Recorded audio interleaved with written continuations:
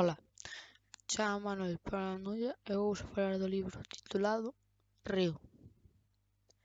Este libro vai dun rapaz chamado Reo, que facía grafitis. Reo quería deixar a súa sinatura por toda a vila. De súpeto saíulle un rival chamado Oni, que lle fixo máis pintadas que Reo. E deixou de ser o rei do grafiti da vila. Unha noite Reo estaba facendo un grafiti cando dous policías detivérono e levárono á comisaría. Reo, como era menor de idade, mandáronlle facer traballos comunitarios e axudoulle ao irmán do seu profesor de arte na súa oficina. E el ensinoulle varias tipografías que xa sabía polo caderno que lle deixara a súa avó. Reo coñeceu unha amiga chamada Cora e xuntos fixeron unha viaxe cara á capital.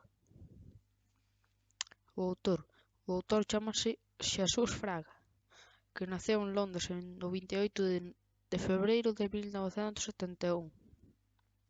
El foi un escritor e periodista. Escribiu moitos libros como Reo, O elefante branco e moitos máis. Recibiu moitos premios como Rubia Barcía Cidade de Ferrol en 2003, Raíña Lopa en 2013.